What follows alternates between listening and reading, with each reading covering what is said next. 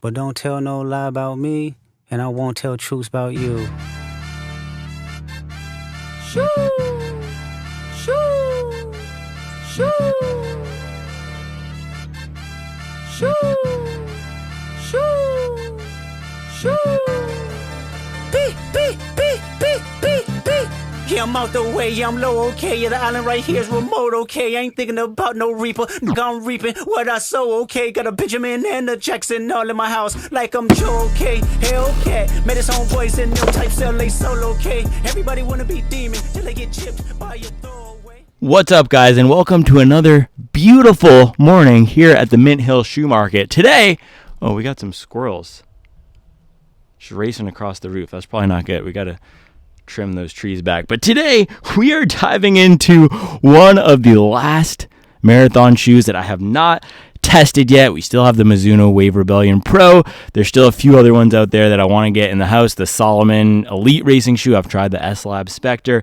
But today we're diving into the $500 marathon racer, the Adidas Evo Pro, which I figured out a way to get this, and I bought it with $500 of my own money, and it showed up in this really basic looking Adidas box. It looks like it could be a Boston 12 or a Takumi 10 or something. I was hoping for a little bit extra, but hey, I'm not a tier A influencer or anything like that. I just figured out a little way how to get the shoe. So we have it in the house now. We're going to do an overview of the shoe today, see how it compares to some of the racing shoes out there. And if you take a look at all of these wonderful options we have on the market. The reason I wanted to bring them out here is not just to flex and show you all the whips that we got in the garage.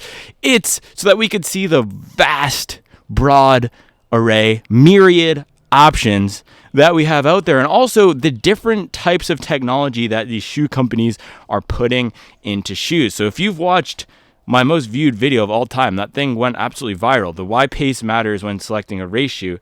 I think it struck a chord with a lot of people. One of the things I talked about in that video was how shoes like the New Balance SC Elite V4 are now using training technology, so wider bases here. So this is not something that we would used to see in race shoes. A lot of wider bases out here to add some stability, to make these shoes more comfortable for marathoners who are going to be spending more time on feet. And if we look at a more traditional racing shoe like the Nike Vaporfly up here, it's going to be a lot light. There's some weird, I don't know why there's weird orange inside this one, but this guy is going to be a lot lighter than something like the SC Elite V4, but a much narrower base. So there's trade-offs when thinking about all of these shoes. Now, the thing is, the Evo here, this is an elite racing product. That's the reason why it took me so long to get it. Adidas is not cranking out a bunch of these. They're not really intending to crank out a bunch of these. So with that, when we're thinking about the trade-offs of stability versus weight versus speed versus comfort, this shoe is designed for the ultimate in marathon speed. It's not designed for durability. It's not designed for comfort. It's not designed to be a training shoe. And it's interesting because the counterpart to this shoe, the standard marathon racer, which set a bunch of world records, and I'm not sure world records, but won a bunch of marathons. Not that I always want to give credit to the athletes. My guy Evans Chabet won the marathon wearing this Boston last year. This guy is great for stability. It is great for comfort. Some people have some qualms with the upper. I have no qualms with the Auto Zero upper. I've actually gotten along quite well with these Auto Zero uppers. Thank you very much. And then it is a very durable shoe with the Continental rubber, thick layer. I've had some friends take these to 300, 400 miles. Let me know how many miles you've put on your Adios Pro, because these things are absolute tanks. I ran a marathon in this earlier this year, just around the hood here out at the Mint Hill Shoe Market, but very durable shoe, one of the best hobby jogger marathon race shoes. So as we're thinking about that spectrum of fast, aggressive, lightweight versus comfortable, stable, durable, Evo Pro is going to be all the way off the charts over here to lightweight, similar to something like the Sky Paris and Edge Paris. So with that little bit of context setting, that's Charles. Bye, Charles. I think they're going hiking or something. But with that little bit of context setting, let us dive into the Evo. What is the official name of it? Adidas Adios Pro Evo 1. And I do have my correct size here, 10.5 US men's. And it looks like, you see that? Looks like there's some sort of a pamphlet inside here. So maybe we got some sort of a special thing from Adidas. But man, I'm I'm nervous. I'm nervous. It's like getting my first Rolex or something. I don't own a Rolex. I think the most expensive watch I own is my Coros Pace 3. But let's open it up. Censored. I got to censor that. We are censoring the receipt. Okay, so they gave us what looks like a dirty, recycled paper bag to carry our shoes. Is this one of those sustainability, eco-friendly things? It looks like this is probably made with like 50% recycled post-consumer. I want, if I'm going to buy a $500 race shoe, let me just say this now, I want pre-consumer materials only. But thank you, Adidas, for the 50-cent shopping bag. This is like those bags that you see in the trees.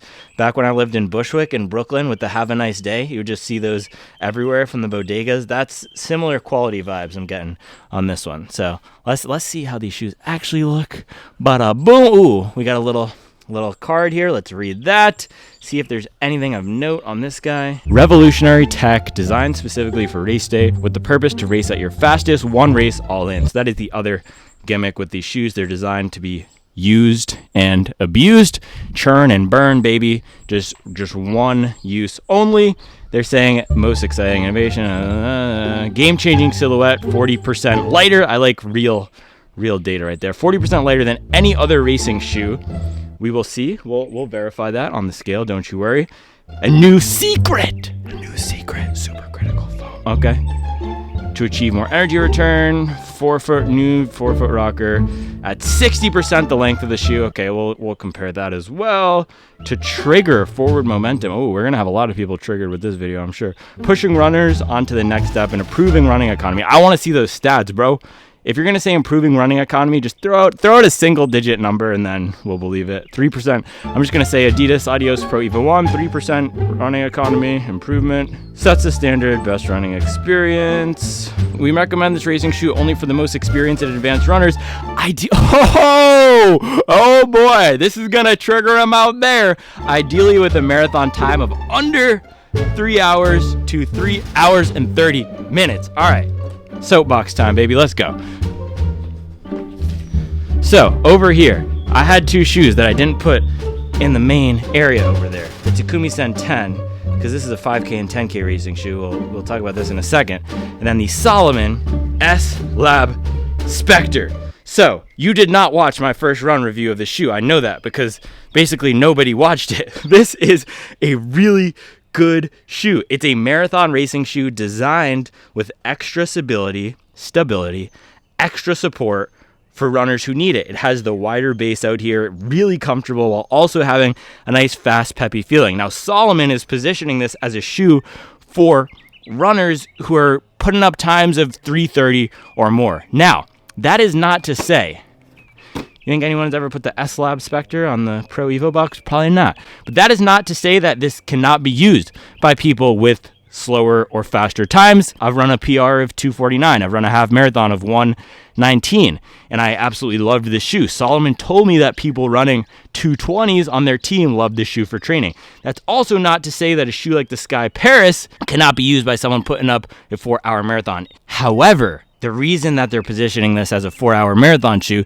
and please go watch that Why Pace Matters video, I'll put it in the description if you have not, is because it's not about the pace at all, actually, guys. And that's the thing I think a lot of people are misconstruing a little bit, because these brands are saying it's about the marathon time. People are automatically thinking that means pace.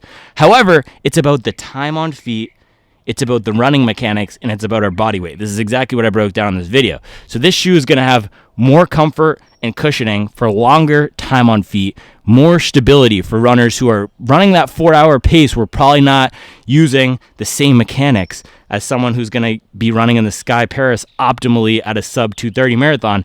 And then, of course, with a heavier body weight, this higher density foam on the bottom is going to be more supportive. So that's exactly the same thing. It's the corollary in the Pro Evo 1.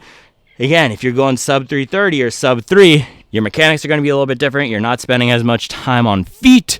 And body weight, I'm not going to get into that one with this shoe. But the thing is, right, this is marketing. And so if they do end up selling it, they're going to want to appeal to a broad array of runners. So 3 to 330 or sub 3 and sub 330 is what they said. So with that, guys, let us get off the soapbox, dive into the Adidas Pro Evo. Man, that is a clean shoe. Wow. And this still has the little, oh my gosh, look how shiny that. So I think they actually made a few versions of this shoe, and this is one of them. I think this might be the V1 of this shoe. I saw a different version where they had Continental rubber on the bottom that one of the elites was wearing, but this feels like something that was designed in a lab by a high school kid or a college kid and is not meant to be running. It feels very prototypey. It looks very prototypey. And if we compare it to the Alpha Fly here, this is actually the prototype colorway. The Alpha Fly in my hands, this feels like a Brooks Ghost or a Nike Pegasus with how built up it is. The upper, just mere material of the upper here feels so much thicker. I wish we had some a way to measure this, but the like how many millimeters or what's even, I don't even think it's 1 millimeter, but oh wow, and look at that. As I'm touching it, you can see the condensation is appearing on the upper here. That's really cool. But I wish we had a way to measure how thick and thin these uppers are, because this might be one of the thinnest uppers in the game. It also, I said this a few weeks ago for one shoe, I forget which shoe, but this upper material is like one of those thin bags you get on the vegetables at the grocery store or some type of food wrapping material. It does not look very durable. It looks like it's gonna just completely tear if I wear it. Man, yeah, that's one thing that that's my biggest surprise about this shoe probably. The upper is very thin, very minimal compared to any of these other shoes. And let's compare it to the Sky Paris here real quick. So the Sky Paris is a shoe with this upper that is also really thin, but this has more of a cross knit weave. I can see the little fibers. They're a lot bigger. The fibers here on the Pro Evo are probably 10 times thinner, the threads, than what we see on the Sky Paris. I might have to get my nifty 50 lens for this one, do a little close-up action. But yeah, very thin, very minimal. The weight of this feels like a tennis ball. That is crazy. Let's go get the scale, because that's the key draw of this shoe. So what's going to make this so much different than, oh my gosh, that is a lot of money that I just dropped right there. I'm sorry. Okay, no more messing around. What's going to make this shoe, I'm rattled now, so much different than all these other is the weight.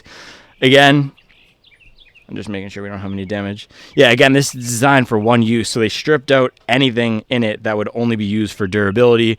And then, of course, you don't have that thick rubber outsole, and the upper is just crazy. So I'm going to go grab the scale.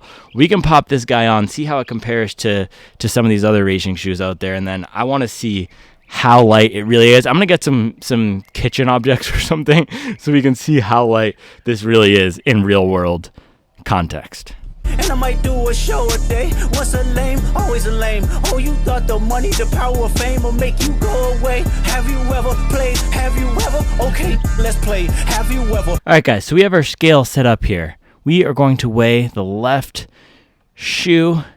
It is coming in at, oh my goodness, 146.6 grams. Let's pop the tag off we got to do this official. I'm pretty sure the tag doesn't actually add any weight, but let's see. And that was a little bit close for comfort here. All right, let's try that again. Yeah, did not really add any weight. 145.6. I guess, was it 1 gram? I'm not sure. Okay, 145 grams. Context here. Leading marathon race shoe on the market for a lot of recreational runners over the past year has been the Saucony Endorphin Pro 3. So let's see how heavy this one is. 226 grams. Significantly heavier. Now, Nike Vaporfly 3, one of the lightest weight racing shoes on the market in the marathon segment.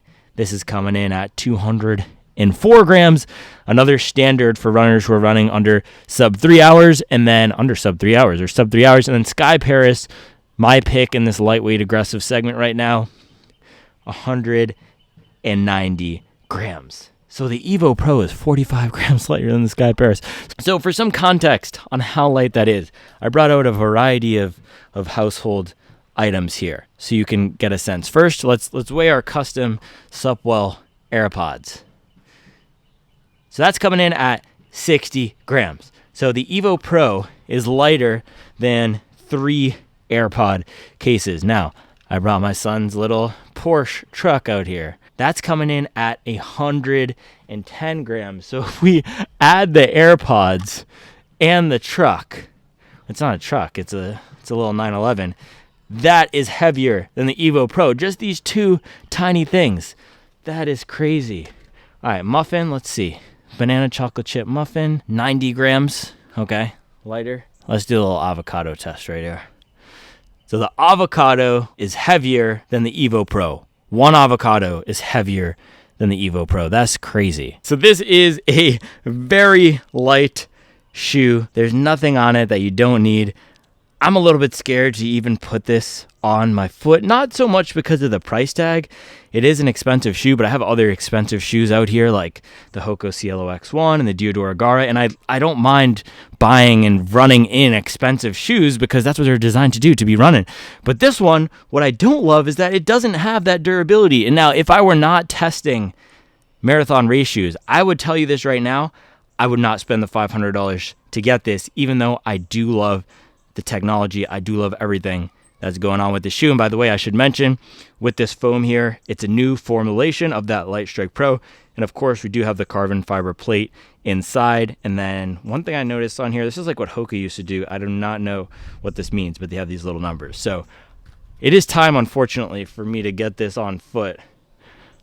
I'm just really nervous. I'm nervous. It looks so pretty. But you know what? Prettiness and beauty cannot last forever. So Adidas Adios Pro Evo 1, thank you for giving us 15 to 20 minutes of your pure unsullied beauty before I put this on foot. I really wish I could just make this an overview video and just look at the shoe. But that's not what we do on this channel. We run in the shoes and we ball out. Kobe.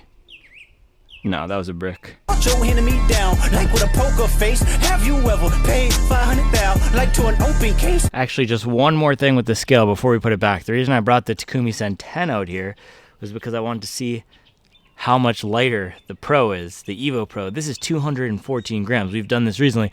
This is not even lighter than other brands' latest marathon racing shoes. The Sky Paris is lighter than this. And then for comparison, let's take a look at the 4-hour marathon shoe against the Evo Pro. This guy's coming in at 272 grams, so a full 100 plus grams heavier than the Evo Pro. This thing, it feels like a toy or a sandal, a Chaco or a Teva. You guys know it's Teva, not Tiva. It feels like that. Also, I should not forget to put the other shoe on so we can see how the durability, how the QA is between these two. And let's see, it is made in China. Not a lot of the shoes are made in China anymore. A lot of them are made in Vietnam. All right, that was the left shoe. The right shoe is coming in at 141.9. So there is a little bit of a discrepancy between them. Just a tad, just a little bit of a discrepancy, but not too bad. So with that, guys, let's actually get these on foot. I don't promise. I will try not to throw them around. This thing is, oh my gosh, it's too nice for me. This is why I don't have nice things, man. It scares me. I don't think I deserve nice things. I'm just going to run in them and get them beat up and, okay. Hey, from this angle, they look like the Leonardo Messi 5000s. Pull up in those Ronaldinhos, bro. Well, I have, and I felt that both, but I came out straight. All right, guys, so about to lace up the, what is it, Pro Evo. I keep calling it the Evo Pro. About to lace up the Pro Evo on the very clean porch here. And, man, looks like we already got a little bit of, I don't know if that's discoloration from me or from the factory here, but discoloration here. This is... You guys have never seen me nervous. I'm legitimately nervous to put this on right now. Also, so one thing that's interesting, there's no insole. Every other shoe that I've tried has an insole. Cool thing about this guy is you just have it looks like just a raw bottom here sewn in. You can see the piece where it's sewn in versus every other shoe, like this Vaporfly here. You can see that glue. That's something weird is happening with the glue in the shoe. This actually seems like it might be a little bit of a defect situation going on. But there is a small insole glued in. I can't even talk because I'm so nervous. Small insole glued in for extra comfort. So I'm going to just slip just the tip of my left foot in here just to test the waters. Okay. Well, we're just going to do it. We're just going to go full insertion. All right. Not too bad. This is very snug, though. As in snugger than the Sky Paris probably. And my initial thought is I probably should have gone with a size 11 if I had known that they were going to be this tight. But beggars cannot be choosers in this case. And yeah, foam on these. I don't know if this is... I haven't really watched very many reviews. I haven't watched any reviews on this, actually. I try not to do that before I personally get my hands on a shoe. Or I just actually don't really watch anybody's stuff anymore. But the foam is a lot firmer on step-in than something like a Zoom X, which makes sense. I probably should get the durometer, hit it with the durometer. I'm just nervous because I want to make sure I get everything I need to with the shoe before I run in it. This is like an art piece, man. I can't just get another one. Maybe I can get another one of these. Maybe I'm just hyping it up. Let me hit the durometer real quick just so we get some data.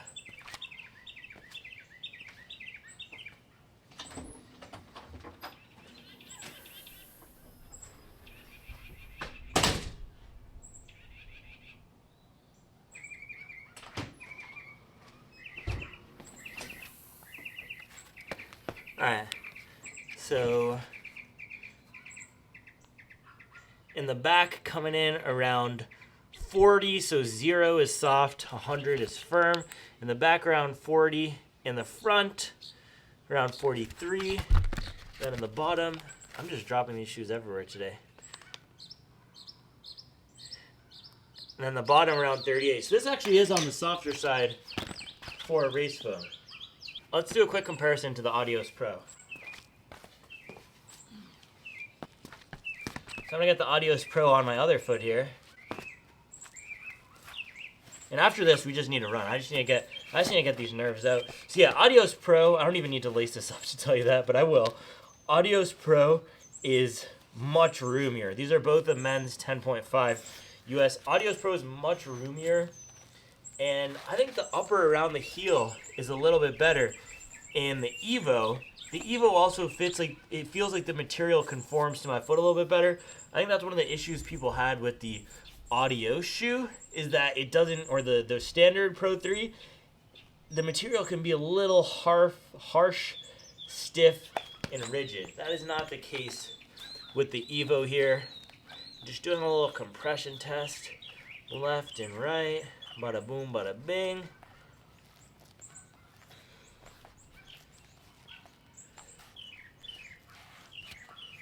Also, by the way, I think I said this had a carbon plate earlier. It has the energy rods from Adidas. I can't tell much of a difference just standing in these. I do have to say the toe experience, the rocker does feel a little bit different. And I know Adidas said it starts at 60% the length of the shoe. So I think the whole bottom is a little bit more curved than in the Adios Pro. One of the unique elements about the Adios Pro 3, the standard version, is you really feel like you're getting that spring just right at the toe area. So the Adidas shoe, it goes more with that, the new one, the Evo, goes more with that Saucony vibe where it's the full length of the shoe. So I'm sure I'll do a full comparison video at some point. But for now, let's pop on the other Adios Pro and then get into the run. So, plan for the run today. We are going to do a lactate threshold test. So I'm not going to be using a lactometer. I'm not going to be using any tech.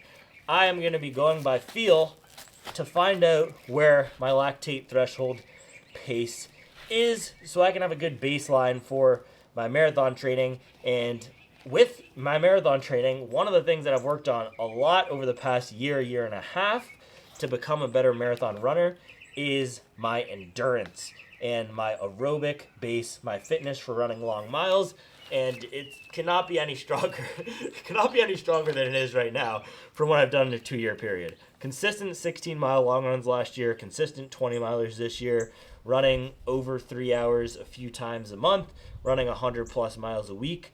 Now, it's time to switch it up.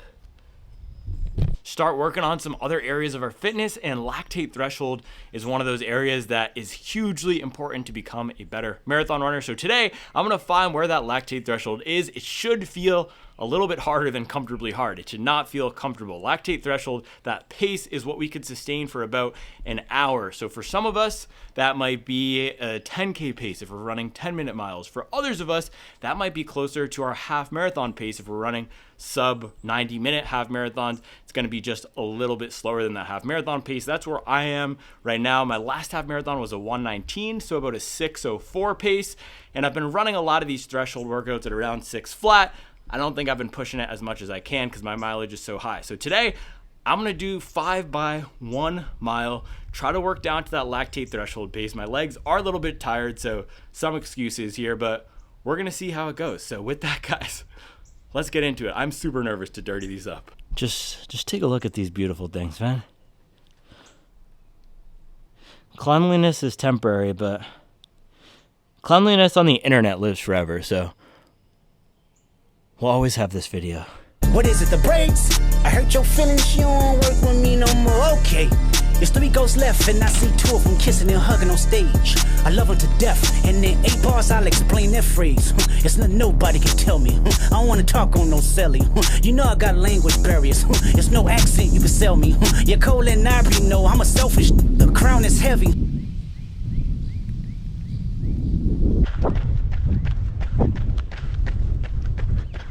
All right, guys, 1 minute into running in the Evo Pro. This shoe definitely has more of a rocker than the Adios Pro, and it definitely feels smoother. Again, it feels like that Saucony endorphin type of rocker. So nice smooth roll to it. Light Strike Pro still feels like Light Strike Pro. That nice dense bounce. And I've been running in stability shoes this week to test a bunch of them, and the stability on this actually isn't that bad. So we'll see how that progresses as we get into the run. But for now, feels pretty much like standard marathon racer. I cannot feel the lightweight on foot. I cannot feel the difference. Really, it's not immediately noticeable. I'm guessing that benefit might be more noticeable at the end of a 22 miler or 26 miler. So we'll just have to wait and see. All right, I'm gonna try to get warmed up into this run, a little 2-mile warm up, and then we can rip this little workout here. But I'm gonna try to get ease into this pace, and then I'll pop back with plan for the run.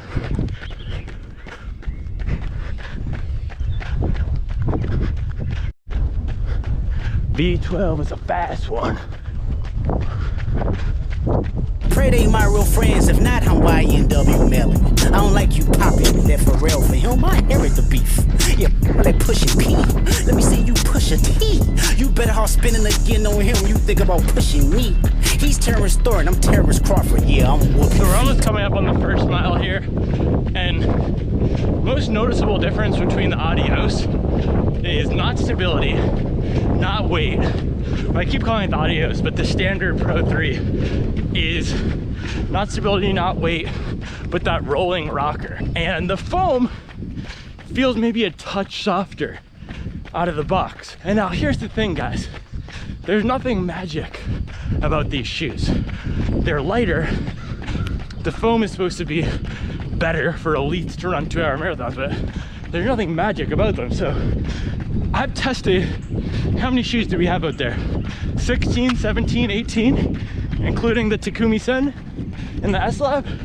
So I've tested all those, and this shoe isn't giving me anything completely different than those. It's a 10%, 15% incremental improvement in a lot of areas. Maybe not even that much. I guess the weight would be the one thing. So if we're thinking about advancements in tech, this is an evolution on what's already out there. There hasn't been a major revolution, a major breakthrough since Nike dropped the initial Vaporfly. None whatsoever. 40mm stacks, single carbon fiber plate, Puma foam or some variant, bouncy high energy returning foam. That's it. All these brands are doing the same thing. Now, the improvements have come in how many options we have on the market to suit different flavors, different preferences. This is like a sorbet instead of ice cream. We had 17 different flavors of ice cream up there.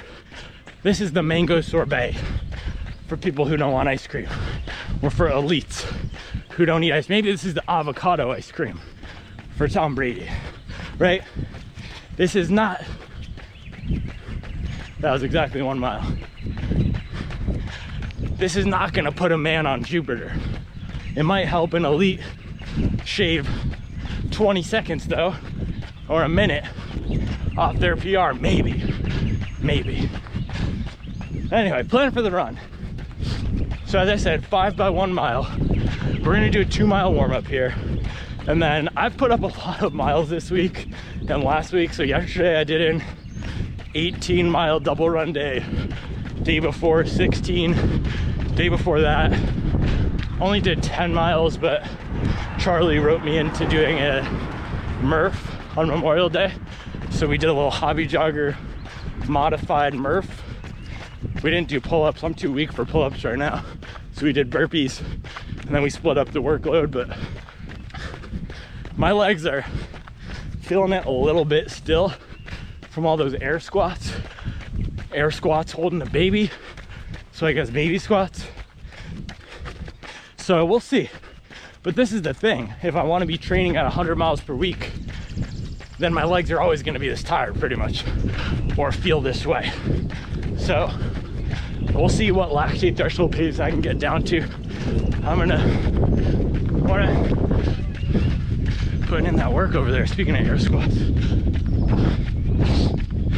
But we'll see what pace I can get down to. I'm gonna try to progress it throughout. So first 2 miles, ease into the pace, and then last 3, try to give it the gas. And we'll see how it goes. I might not have a lot of gas in the tank today, but want to give a good, honest effort in the pros here. So I feel like I have a bug on my face.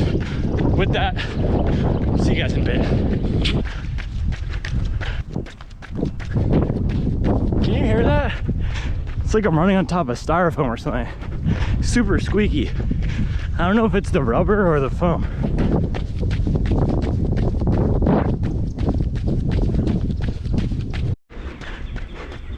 All right, just had to dodge a roadkill snake. That is not a Supwell certified thing to step on in the Adidas Evo. But as soon as we turn this corner here, that's gonna be 2 miles. So we'll start the first rep here. My aim on this one is just to feel it out, see what pace is coming to me today, and then we'll recalibrate on the next one. Again, this is not a scientific test. This is an effort test. What pace is my lactate threshold pace? What does that feel like? You can only really know. Well, I should call those guys. That's the tree removal people. But you could only really know with a lab test. But I don't need all that. So effort test, first mile rep, lactate threshold workout. Let's do it.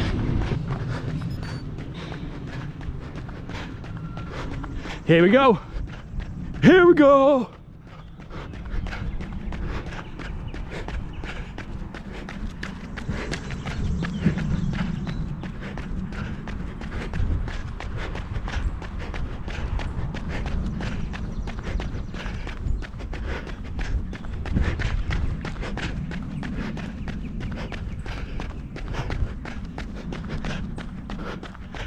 Man, feels like the ground contact time is so short. It's just pushing me right up on my toes and then popping me along. All right, I'm gonna try to focus, settle down, see you after this rep is done. All right, last little kick on the first mile here.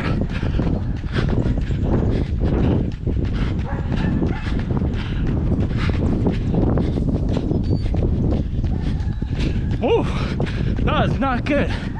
That was a 6:18. Man, I am slow. I'm slow this morning. So that was almost a marathon pace in that first mile. So as I mentioned, we're gonna have to ease down into this. No stress. Next mile, we'll pick it up, get down to 550 something. Treat that as a warm-up.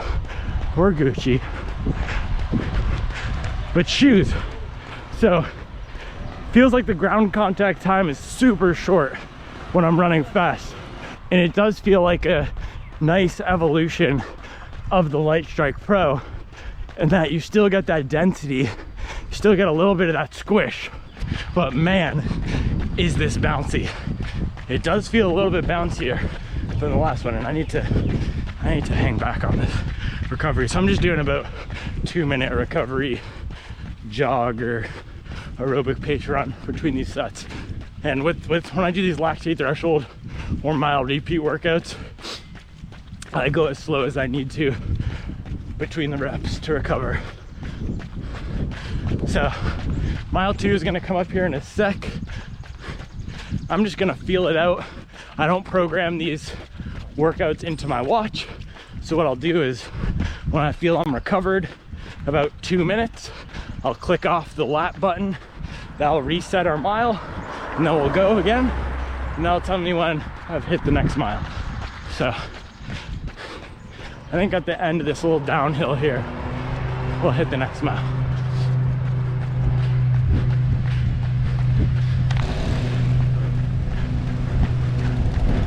Hey, shout out to Townsend Grounds Maintenance, putting in work.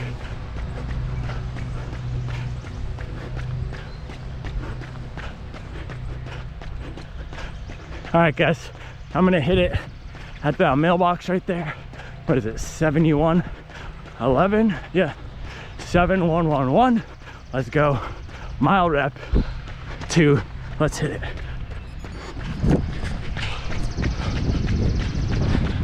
All right. Yeah, we're cooking now. This one's gonna be better. Opening up the stride a little bit, letting it loose. See you at the end of this rep.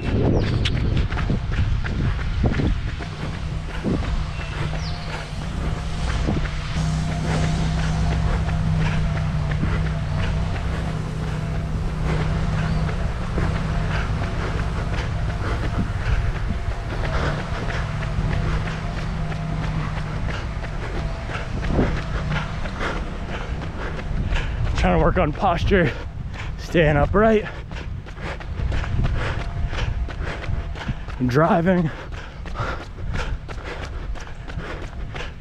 the knees, landing with the feet tucked, short ground contact time, shoulder blades tucked in the back pockets, and fast and relaxed, fast and free down the hill, and then we're gonna gas it on the flat.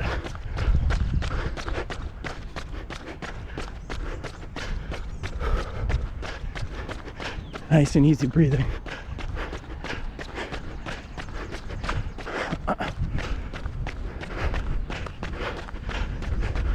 That lady's usually in bare feet. Barefoot Mafia, COO. All right, gassing it on the flat here.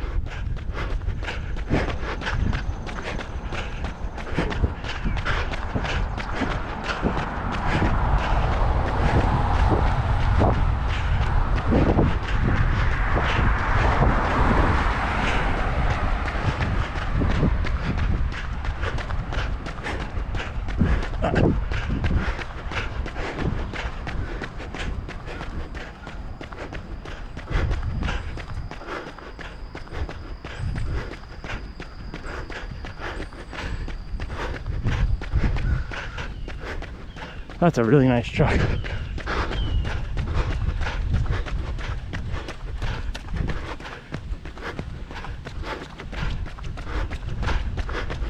Trying to up the cadence this last 0.4, 0.3.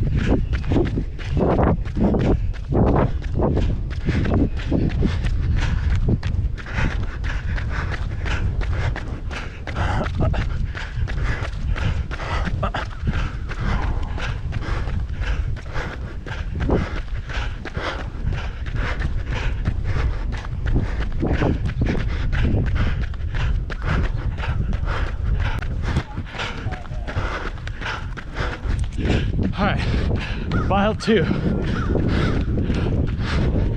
May have taken that one a little hot. 5:45 pace. That's exactly the whole point of this workout though. I'm trying to find what that lactate threshold pace is right now. And I feel that was a little bit too fast. We're also going up the uphill right there, so that means my lactate threshold is probably between 5:45 and 6:18. And that's the thing with all of these pace ranges, especially for marathon training, for us recreational runners, we don't need to be exactly precise. We're not Jakob Brisen or Josh Kerr, because one of those guys, for example, Josh Kerr, who's a miler, he's gonna be running his 400s in, I don't know, what's a fast 400 time? I'm not a track guy, but he'll be running his 400s in exactly 46 seconds or whatever it is.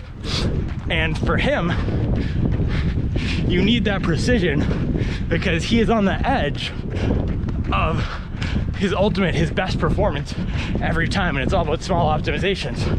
For us, and for marathoners in general, we can have a little bit more of a loose range, and especially if we're earlier in our running journey, we don't have to be as exact.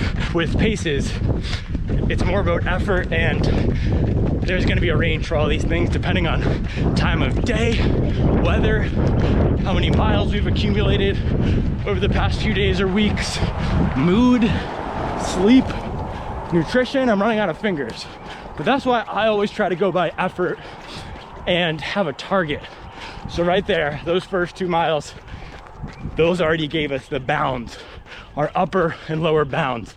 I should not be running a lactate threshold workout slower than 6:20. I should not be running a lactate threshold workout faster than 5:40. And if we want to get a little bit even more specific with it, between 5:50 and 6:10 is probably going to be our sweet spot where we can still get benefits from the workout but not be burning ourselves out, because theoretically I probably could run some lactate threshold workouts at a 5:35 pace, something like a 5x1 mile. I could run that at a 5:35 pace on a track, or if I went to a flat area with these 2-minute recoveries. Thing is, I'd be going deep into the tank and I wouldn't be able to recover. So slowing it down 15 seconds to 5:50 or 25 seconds to 6 minutes, that's that optimal range where I'm getting the benefits, working my lactate threshold, getting the body better at clearing that lactic acid, but not overly taxing the muscles. So with that next little rep here, I'm gonna try to slow it down between 550 and 6, between 550 and 605, and we will be cooking. So this is a flat one, so this one should be pretty exact. I'm gonna try to do it pretty exact between that 550 and 6. We'll see how it goes. All right, cliche corner here. Shout out to the straight pipes, little cornering action. Definitely a little slippy. Oh, yeah, my foot was sliding in that right shoe. Probably could have cranked it down a little bit tighter. But all right, we're on a flat now, so just gonna focus on keeping the pace smooth, and I'll see you after mile 3. The moon is out. That's good luck.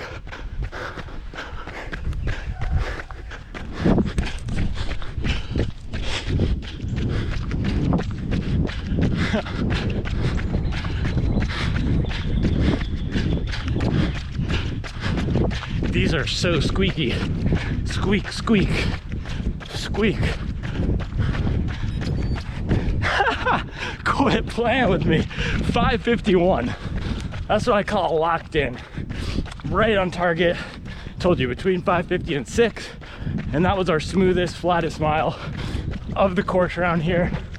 That's usually where I start to hit my groove on the long runs. That's about mile 6 on the long runs. I guess today it's mile 6 too, but that's usually where I start to fall into my pace on the long runs. If I'm feeling good, I know I can pick it up from there. If I'm feeling horrible, I usually settle down into 8:20 pace and crawl for 2 more hours until we get home. But that was mile 3 of this lactate threshold workout in the Evo Pro. The shoes are awesome. They are awesome. And this is how I felt about the Sky Paris. Nothing new, nothing revolutionary, but blending a lot of the elements that I like.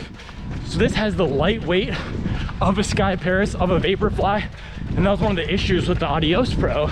Those are not really light shoes, so you gotta be putting some force down and be a stronger runner to get the most benefit out of them. And then on top of that lightweight, we have the rocker from the Saucony shoes. And the crazy thing about these shoes too is, third, I am feeling good stability. And guys, I've been running in stability shoes this week.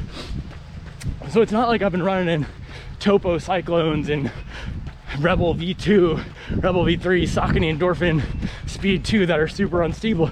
I've been running in prescriptive stability shoes for the last 2 days, and these do not feel unstable to me, even at this pace I'm running right now. So of course it's not going to be as stable as an Alpha Fly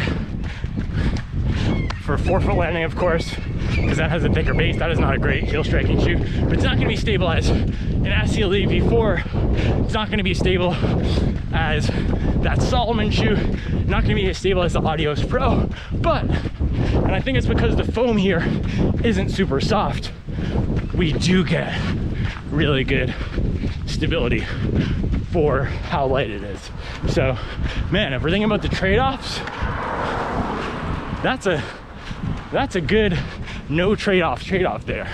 Light and decently stable, I'm happy with that. So we are going up a giant hill right now.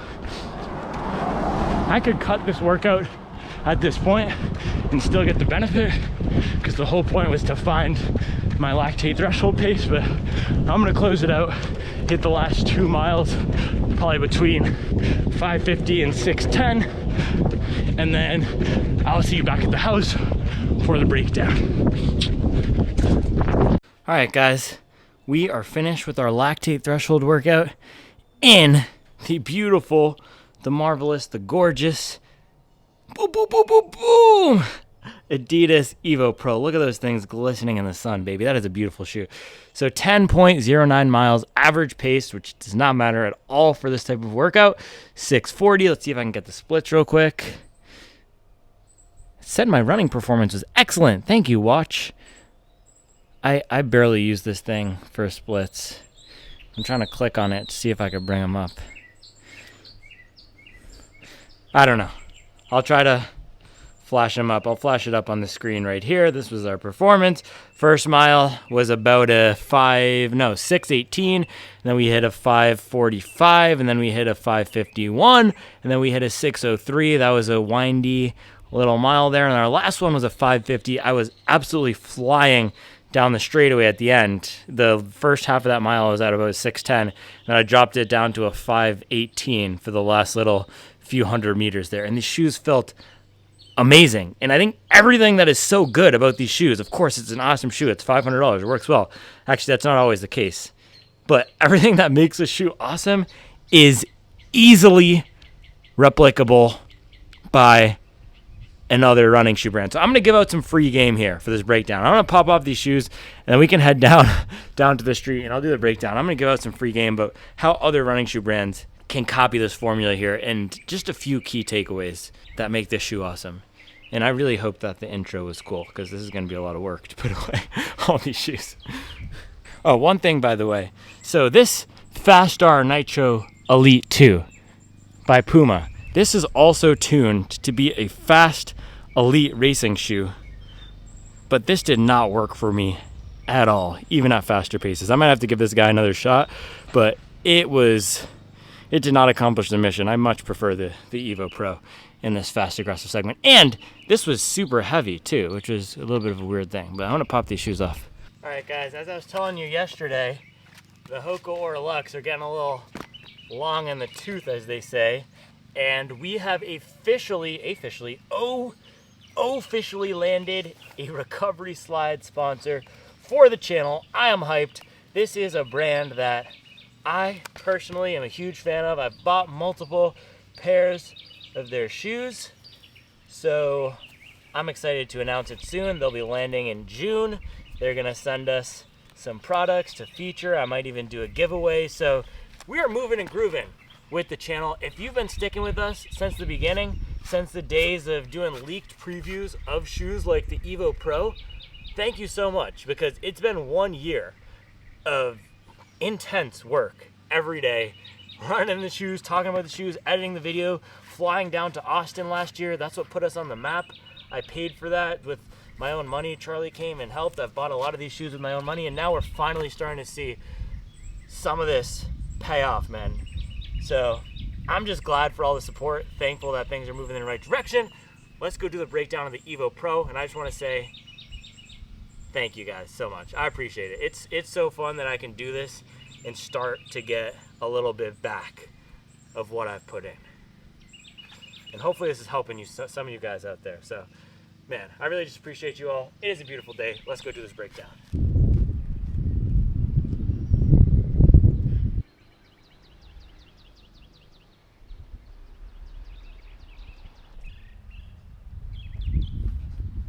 V12 is a fast one. Last one. Headshot for the year. You better walk around like... Wow, holding this in my hands, it is just so light. I think if I throw it up, it's a little bit breezy here. If I throw it up in the breeze, it might just sail away. That is crazy. So we had, 10 miles total in the... I feel like I'm going to break it when I hit it like this. 10 miles total in the Adidas, what's the official name? Adios Pro Evo Uno. And we got 5 of those miles at lactate threshold, starting off near marathon pace, a little bit too slow, and then working down to that 5:50 to 6 flat range. And that was right in the sweet spot of where the lactate threshold is right now and where I need to continue to run if I want to improve my marathon time, because at this stage in my running journey, if I just keep slamming long miles, I'm going to be able to run fast ultras or good ultras, which I'm not training for, but I will not be able to get faster in the half marathon and marathon. So we're going to work some lactate threshold over the next few weeks here. Now, Adidas Adios Pro Evo. Hold on, that's the Lebanese mafia guy. He's about to pass. I don't want to get whacked. Hold on, I'm going to grab my water while he passes.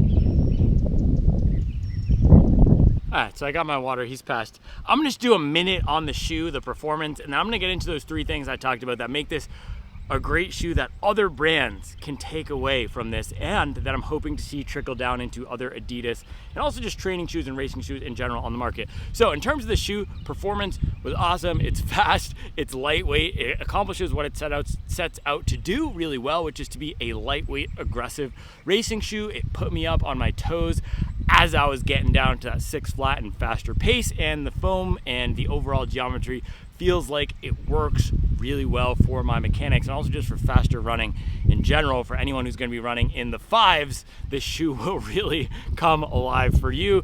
Even at 6:30 pace, it felt good, and then any slower than that, it felt fine. It didn't feel uncomfortable, but I would have just been as happy to have the Endorphin Pro 3 or Pro 4 on my foot. So when they're saying that the shoe is tuned for 3 and 330 and below, I can definitely feel most of that benefit as I'm putting my energy into the shoe. That's where I get the most energy return. And then the other thing that's great about the shoe is the stability and just the width in general. It's not the narrowest shoe out there. So let's take a look at, I brought another shoe down here actually. Let's take a look at the Salomon Spectre. This is a Salomon S-Lab Spectre in the Adios Pro. You can see the S-Lab Spectre is a little bit wider, but it doesn't completely blow it out of the water in terms of width.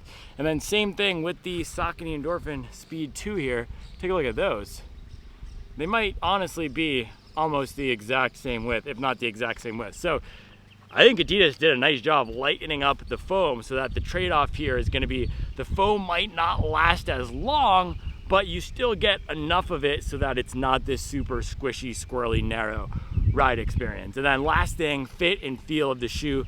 Fantastic. Upper dialed in. I had no issues. The only time where I felt it was a little bit sketchy was when we did Cliche Corner over there. Shout out to the straight pipe. So I did that little, what is it called? Cul-de-sac. Maybe we'll call it the Cliche cul-de-sac in the burbs. We pay homage to the straight pipes. If you're a car fan, you probably know the straight pipes. If you're not, I love those guys. But when we did that little cul-de-sac, Cliche cul-de-sac down there on my right foot, I felt like it wasn't locked down as much as I'd have liked, and that was the only time it felt a little bit sketchy. But other than that, upper completely dialed in. Much superior upper to the Adios Pro and Boston shoes, although I did not have any issues with those uppers. Now let's dive into 3 takeaways from the shoe that I would like to see scaled across other brands. Free consulting, free game, and in general what other brands should be doing and what other training shoes should take from this. So first thing is the upper, the lightweight upper. I have never had an upper tear. I have never had an upper break. With how transparent, thin, flimsy this looks, I have no doubt it will still last past 100, 200 miles. Now look at a traditional training shoe. This is the Speed 2, and I'll tell you why I brought this out in a second. This upper is super thick. We have lots more padding around the back. There's more overlays. There's more going on. There's more designs. First thing, I don't need these designs. You can just get rid of the overlays, get rid of the designs. Look how clean this looks. So that's the new thing. All racing shoes, get rid of any overlays, save weight on the upper. We don't care about the swag of the weird designs. You could also screen print it like Adidas did. So I would like to see brands streamline their uppers, try to emulate copyright illegal. I'm not telling anybody to steal patents, but try to emulate what they've done with this upper here. For faster running, we don't need a lot of support in our upper. So I'm a sub 3 marathoner, 2:49 marathoner. I've never had an issue with an upper. I don't think you guys have ever really heard me complain about an upper not fitting well or feeling flimsy or breaking or anything like that on this channel. So for me, I would like to see just make the uppers streamlined in general, get rid of the weirdness. That's one thing that I would love to see trickle down across the market from this high-tech king of the pie. King of the pie? I don't know. Pinnacle product right here. First thing. Second thing, rocker geometry. This thing is a banger. That's it. Whatever they said about the 60% of the shoe, I have no idea what that means. It's provocative. It gets the people going. It really does work well. Worked perfectly for my stride for running fast, and combined with the foam and the energy rods in here, and let's see, yeah, pretty stiff. I don't want to squish this shoe too hard to break it, but combined with everything else going on, the rocker geometry was perfect for faster running for me at marathon pace, probably a little faster than marathon pace, but half marathon pace and below. The rocker on this shoe is amazing. One of the best rockers I've felt. Similar to that old school Saucony Endorphin Speed 2 or Speed 3, and similar actually to what Salomon has put on the Spectre here. So there's a few shoes across the market right now that are putting on good rockers. a lot of brands are trying it. I don't think every brand has successfully done it, and this is an extremely successful rocker here. So I'd like to see brands improve their rocker game. It seems like something that's easy, but it's not, because brands are not completely dialing it in. I did not like the rocker on the SC Elite V4. I did like it on the Saucony Endorphin Pro 4. The ASIC shoes were okay. Those really only came alive at super fast paces. This felt like I was still getting the benefit of the rock and roll at slower paces. Diodora Gara did it as well. That's a nice one. So brands, take note, dial in your rockers for the intended purpose, use case, audience segment, demographic, type of runner you're looking for. And this is bringing me to my third and final point of our discourse today. Foam, shoe, demographic, brands, tune your foams to the one audience you're looking to serve, the one type of runner you're looking to serve, and be explicit about what that's for. That's why I absolutely love the S-Lab Spectre here. I love, the bugs are coming for me. I love that Salomon designed a shoe for an underserved market segment and was explicit about who it's for. And I also love that when I used the shoe for its intended purpose, running at about an 8-minute pace, it felt amazing for that. It felt comfortable for that. It felt supportive for that. It gave me that fast Vaporfly feeling in a more stable package. Waiting for the van to pass. And I could tell that the engineering and the tuning of the foam was dialed in for what the shoe was looking to do, similar to this Adios Pro here. When I stopped running after mile 10, started walking a little bit, and I gotta make sure, oh, we're getting close to our 9 to 5 time here. But as I started walking at the end of that run, it felt like a brick. It felt like an absolute brick. And at slower paces, 7 minutes, 7:30, nothing felt spectacular about the shoe. But as I cranked it down to 6 flat faster, as I cranked it down to a 5:18, that's the fastest that I saw on my watch today at the last little 100 or 200 meters there, it felt amazing because the shoe is tuned to withstand that force, to be able to run at those paces and come alive for the segment of runners who can run 3-hour faster marathons, and really who can run 2:30 and faster marathons. This shoe is for setting world records. That's what I'd like to see brands do. Stop this wishy-washy thing. Stop trying to, you're gonna get me fired up about Saucony now. Stop trying to be everything to everyone. Pick one market segment for each shoe, and every brand has about 10 to 15 shoes now, so you should be able to do that. Every shoe should have a very specific use case and purpose. Otherwise, there's no point of spending $160+ on a shoe if it's not gonna do exactly what I want it to do. Pick one thing you want the shoe to do and have it do it well. Brooks Goes Max is another stellar example of that. Great shoe for walking, extremely slow running, bigger runners as a daily trainer. Saucony Endorphin Shift 3, that's another great example of that. Saucony Kinvara Pro, another great example of that. And there's a lot of good examples of shoes that pick one market segment they want to serve and nail it. The best example we have in the past few years, and that's why I brought this puppy out, is the Saucony Endorphin Speed 2. This shoe was designed to work as a fast training shoe for hobby joggers, for recreational runners. So it's designed to be fun, versatile for 6 and 7 minute paces. The rocker was designed to do that. It was designed to be durable for training. That's why this is, I think, probably the most beloved shoe of the 2020s. So brands, this is the number one thing I look for on this channel. And you guys know that, brands or whoever's watching this video, what is that one thing you want a shoe to be great at? If a shoe is not great at one thing, I will not recommend it. And I can get pretty negative about a shoe if it doesn't serve anybody and it tries to be a lot of things to a lot of different people. So every shoe that I've brought out here today and highlighted serves a specific use case. The 4-hour marathon shoe, the 3 to 4 hour training shoe right here, and then this sub 3, sub 245, sub 230 elite racing shoe that's gonna work best at 5 minute paces and faster. This thing is completely dialed in for that. So brands, clean up your uppers, get your rockers rolling, and dial in those foams for a specific audience, specific market segment, and we'll be in business for another great few years of shoes if brands can continue to do that. So Adios Pro Evo 1, awesome shoe. I'm excited to put some more work in the shoe at some point. I'm glad I found my lactate threshold. We are gonna kick off another little mini sprint of training here over the next few weeks. So let me know what other shoes you want to see me do some lactate threshold workouts in. As always, guys, I appreciate you watching. Make sure to go to the runningshoematcher.com tool to get matched with a race shoe. Probably not the Evo Pro because I don't even have it listed on the site because you can't buy it, but maybe the Spectre. I'll make sure to get that up on the site, or the Asics or the Saucony. There's a lot of great shoes. So go to supple.io, go to the Running Shoe Matcher tool. I'll be back tomorrow with another video. I gotta go to my 9 to 5. I will see you later.